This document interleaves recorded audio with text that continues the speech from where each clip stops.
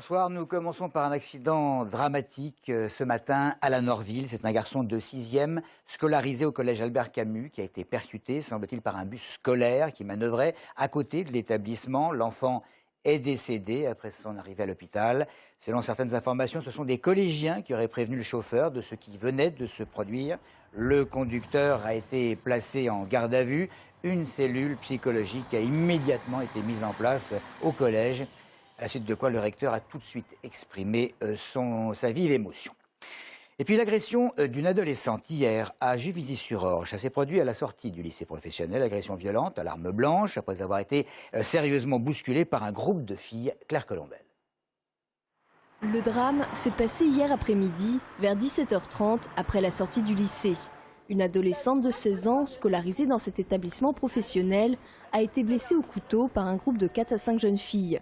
La victime aurait reçu un peu plus tôt, pendant les cours, des SMS menaçants, la prévenant qu'elle était attendue. On n'en sait pas beaucoup. On sait que cette agression a eu lieu en ville et non comme ça a été dit devant le lycée. Donc ça a été en ville. Ça a été donc fait en dehors de l'établissement. La jeune fille a été hospitalisée, a été prise en charge immédiatement par les secours. Et l'enquête de police est en cours et nous ne sommes pas habilités à donner d'autres renseignements concernant cette affaire. Blessée à l'abdomen, la jeune fille aurait réussi à prévenir une de ses amies. Les secours l'ont rapidement transportée à l'hôpital de Juvisy, puis transférée au Kremlin-Bicêtre. Aujourd'hui, son état est stationnaire. Hier, 3 adolescentes ont été entendues par les policiers de la Sûreté départementale de l'Essonne dans le cadre de l'enquête. Contactés, ces derniers n'ont pas souhaité communiquer sur l'avancée du dossier. À cet égard, le maire de Juvisy a interpellé le directeur départemental de la sécurité publique ainsi que le commissaire de police sur tous ces faits, Étienne Chauffour, qui demande instamment que des moyens humains de police, je cite, soient enfin alloués à sa ville afin que la sécurité des Juvisiens soit enfin une priorité. Fin de citation.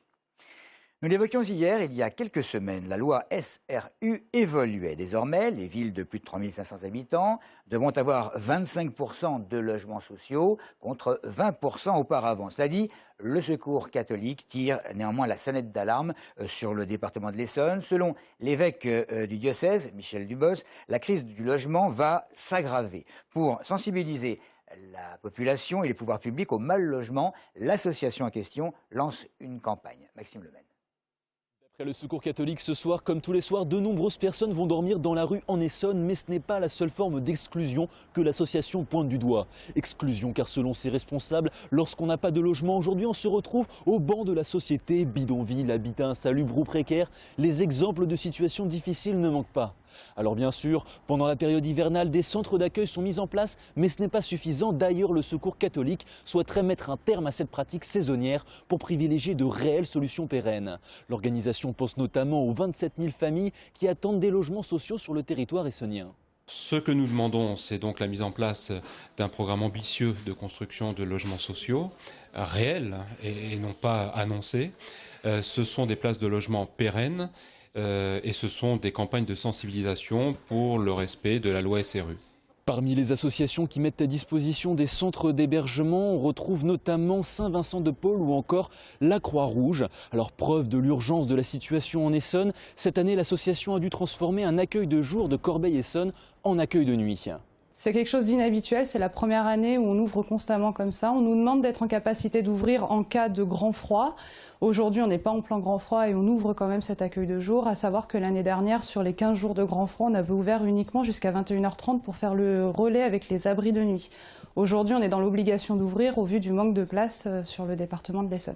Et n'oubliez pas que si vous croisez un sans-abri, vous pouvez lui venir en aide en appelant le 115. D'autant plus que d'après Météo France, les températures devraient commencer à chuter à partir de vendredi.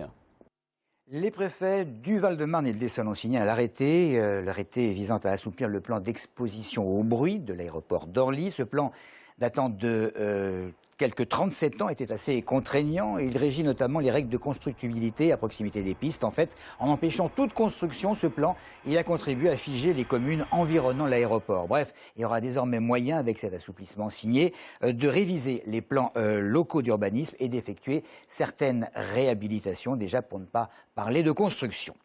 Le mariage pour tous, manifestation d'opposition dimanche prochain. Les élus rivalisent d'argumentation pour se déclarer favorable ou non à cette union homosexuelle. En Essonne, une enquête de notre confrère Le Parisien établit qu'un maire sur 3 refuserait de marier des couples gays.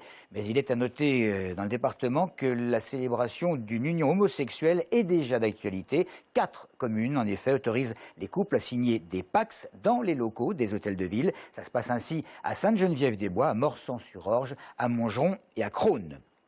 29 cérémonies de vœux dès ce soir pour le président du Conseil général. C'est à Étampes que Jérôme Guedj va débuter, avant Évry, le 1er février. Des milliers de mains à serrer, toujours dans des collèges, l'Assemblée départementale désirant ainsi montrer l'importance qu'elle attache à la réussite éducative.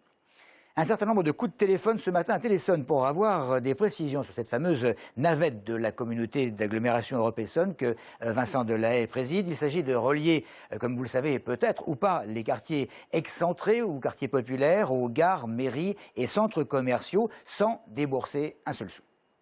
Il nous a semblé que c'était bien de compléter le réseau actuel de transport qui n'est pas négligeable, déjà avec les RER, le TGV, les bus et tout ça, par des lignes qui passent dans les villes, dans chacune des villes, et bien sûr en fonction des besoins de chacune des villes. Donc à Massy, ça a été plutôt le soir, le week-end, et puis dans des quartiers comme Bièvre-Poterne, Massy-Verrières, Le Pileux, assez mal desservis par les transports existants. Il y en avait déjà à Longjumeau, Ballainvilliers et Morangis, et on a fait sur les 7 autres communes.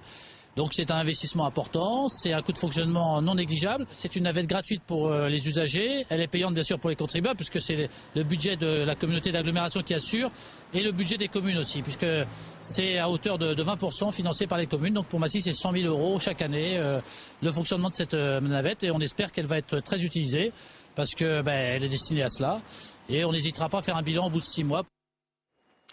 On va tous finir par avoir très peur. Nouvelle étude alarmiste concluant à l'effet négatif des portables, tablettes, antennes relais et connexions Wi-Fi sur la santé. Étude que l'on doit à divers scientifiques internationaux. Alors, est-ce que cela va ou non changer nos habitudes ? Je n'ai pas forcément nécessité de mettre du Wi-Fi partout chez moi. J'habite pas dans une antenne, moi. Déjà, il faut apprendre ce qu'est Wi-Fi et tout cela.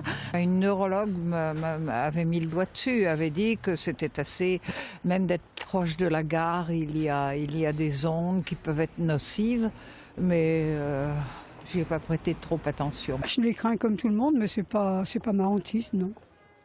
Je subis, quoi. Ça ne change pas mon quotidien parce que j'utilise pas tellement la connexion Wi-Fi. Et puis c'est vrai que j'y pense pas particulièrement, je le reconnais. Bon, déjà je ne suis pas une accro du téléphone, donc je me sens moins concernée.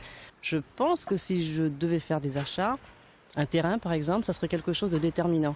Je suis comme tout le monde, j'ai un téléphone portable, je vis au milieu des ondes.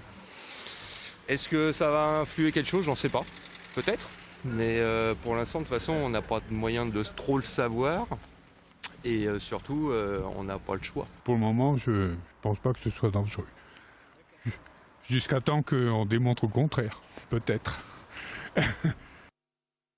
Voilà, pour terminer, sachez que les députés désirant détendre l'atmosphère des bancs de l'Assemblée nationale entendent se servir de leur nom pour faire une boutade qui consiste à déposer le 1er avril prochain une proposition de loi afin de protéger les élus qui portent un nom d'animal aquatique. C'est sérieux. Il y a les députés de Rambouillet et de Houdan, messieurs Poisson et Tétard. Et puis à Paris et à Étampes, il y a messieurs Goujon et chez nous Marlin.